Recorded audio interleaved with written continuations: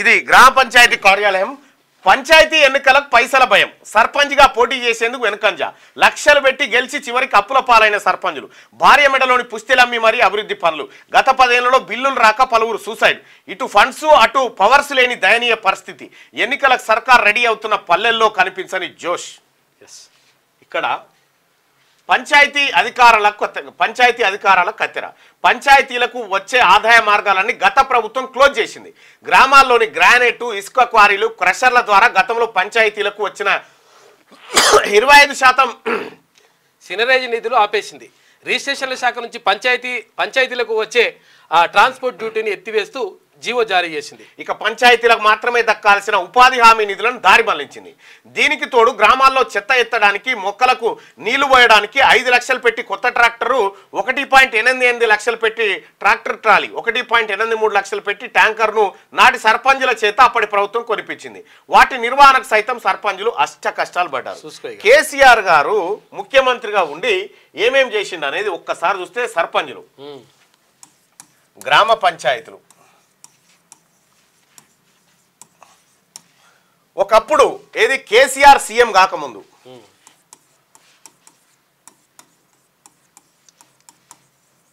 Before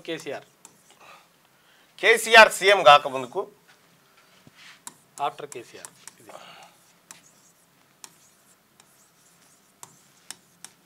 KCM CM కాకముందుకు ఎట్లుండే, KCR CM అయిన తర్వాత ఎట్లుండే. ఇక్కడ మనం క్లియర్గా చూడొచ్చు. కొన్ని ఏంది గ్రామాల్లో గ్రానైట్, ఇసుక క్వారీలు, క్రషర్ల ద్వారా ఇసుక, గ్రానైట్,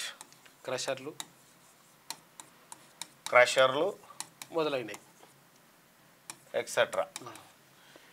వీటి నుంచి 25% పన్నులు వచ్చేటి. 25% పన్నులు నేరుగా గ్రామ పంచాయతీలకు వచ్చేటి.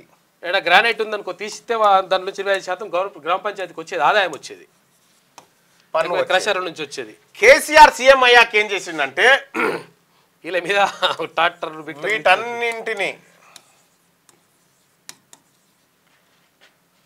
కట్ చేసి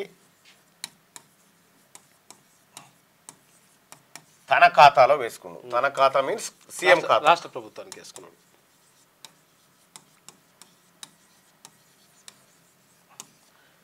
తన ఖాతాలో వేసుకుండు. ఇవి కాకుండా ఇంకేమేమి వచ్చేటి గ్రామ పంచాయతీల కంటే, రిజిస్ట్రేషన్ల శాఖ నుంచి ట్రాన్స్పోర్ట్ డ్యూటీ వచ్చేది. ఇప్పుడు మన ఊర్లో ఒక ఇన్ని ఎకరాలు రిజిస్ట్రేషన్ అయిందంటే దాంట్లో నుంచి ట్రాన్స్పోర్ట్ డ్యూటీ అంటే గ్రామానికి వచ్చేది, గ్రామ పంచాయతీకి వచ్చేది ఇంత పర్సెంటేజ్. 100 ఎకరాలు రిజిస్ట్రేషన్ అయితే ఒకరి నుంచి ఒకరు కొనుగోలు జరిగితే ఆ రిజిస్ట్రేషన్ పైసలల్లో వచ్చేది పర్సెంటేజ్, ట్రాన్స్పోర్ట్ డ్యూటీ వచ్చేది. దీన్ని కేసీఆర్ ఏం చేసిందంటే ₹1 కూడా గ్రామ పంచాయతీల ఖాతాలోకి పోకుండా దారి మళ్లించిండు.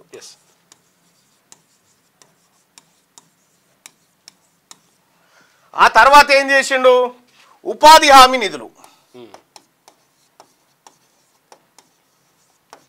వీటిని కూడా పక్కదారి పట్టించాడు. అంటే ఇది కేంద్ర ప్రభుత్వం నేరుగా గ్రామ పంచాయతీల అకౌంట్లో జమ చేసేటువంటి పైసలు. వీటిని ఏం చేసిండు కేసీఆర్, దారి మళ్లించిండు. వీటిని దారి మళ్లించిండు.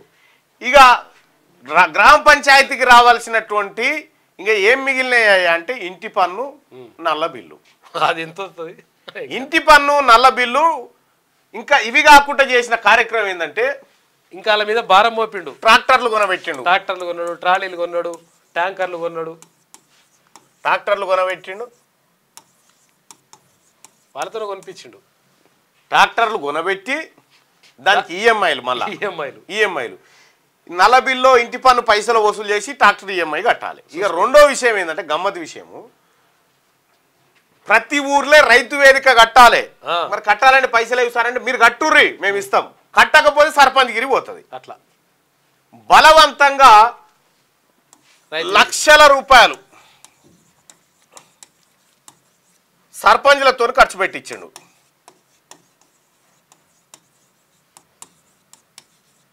పోనీ ఇచ్చిండ అంటే ఏకాన పైసలే, ఏకాన పైస ఇవ్వకుండా ఇలా సర్పంచులంతా మాది 10 లక్షల బిల్లు రాలే, మాది 5 లక్షలు రాలే, మాకు 20 లక్షలు రావాలని ఏదైతే చెప్తురో ఇగో కేసీఆర్ పెట్టిపోయినటువంటి పెంటనే ఇదంతా.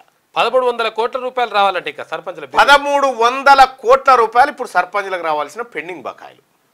అయితే ఇప్పుడున్న ప్రభుత్వం ఏం చెప్తుందంటే నిన్న బట్టి విక్రమార్క ఇప్పుడున్న ప్రభుత్వం ఇక ఇదంతా కేసీఆర్ చేసిపోయి ఇంకా మీదికెళ్ళి ఏం చేసిండు, సర్పంచ్ ఉప సర్పంచ్ అని పెట్టిండు. ఈడ ఏకాన పైసలు లేవు, చెక్ పవర్ మీద 2 సంతకాలు ఉండాలని పెట్టిండు. వాళ్ళు అదో పరిచయం పెట్టాలని పెడితే ఆయన ఉప సర్పంచ్ అలిగిపోతా ఉంటాడు, అట్లా రమ్మంటుంటే లే అదంతా ఎట్లుంటుందా, బరాబర్ నేను పెట్టా, ఏం చేసుకుంటావు చేసుకో. ఇట్లా గల్లలు పట్టుకొని కొట్టుకొని ఆగమైపోయిన సర్పంచులు ఎంతో మంది. ఇక ఆడనో ఈడనో ఈ ఏది రైతు వేదికలు కట్టురు ఇవి కట్టురు, లేకపోతే మీ సర్పంచ్ గిరిపోతుందని వాళ్ళ మెడ మీద కత్తి పెడితే అప్పులు తెచ్చి 5 రూపాయలు 10 రూపాయలు ఇంట్రెస్ట్ తెచ్చి కడితే అప్పులు కట్టలేక సర్పంచులు ఆత్మహత్య చేసుకున్నారు. చాలా మంది సర్పంచులు ఆత్మహత్య చేసుకున్నారు. ఇది కేసీఆర్ ఏలువడిలో గ్రామీణ ప్రాంతంలో సర్పంచ్ వ్యవస్థ వాళ్ళకు అధికారాలు కట్ చేసిండు. ఇక మీదకెళ్ళి సర్పంచుల కాలం అయిపోతే స్పెషల్ ఆఫీసర్లని జూనియర్ పంచాయతీ సెక్రటరీలను పెట్టిండు. జూనియర్ పంచాయతీ సెక్రటరీకి ఇంకా ఏం పనులు అంటే అవి ఊర్లే మోర్లే పంది పిల్ల చచ్చిపోయినా ఈయనదే బాధ్యత. లైట్ రాకపోయినా ఈయనకే మెమో. ఇగో ఈ రకంగా గ్రామీణ వ్యవస్థను చిన్నాభిన్నం చేసిండు కేసీఆర్.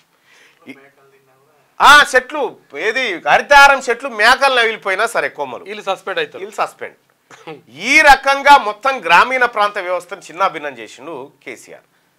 ఇప్పుడు గ్రామ పంచాయతీ సర్పంచులు వీళ్ళందరూ కూడా మా బిల్లును మాకు కావాలని చెప్పి ఇక్కడ తెలంగాణలో ఉన్నటువంటి ప్రస్తుత ప్రజాప్రభుత్వాన్ని డిమాండ్ చేస్తున్నారు. మా బిల్లులు మాకు ఇవ్వాలి, మీ సర్పంచ్ వద్దు, మాకేమొద్దు, ఇక చాలు సర్పంచ్గిరి. ఇగో ఇన్ని రకాలుగా గ్రామీణ వ్యవస్థను దెబ్బతీసినటువంటి కేసీఆర్ ఇప్పుడు సర్పంచుల బిల్లులు చెల్లించాలని చెప్పి హరీష్ రావు డిమాండ్ చేస్తుండు సిగ్గు లేకుండా.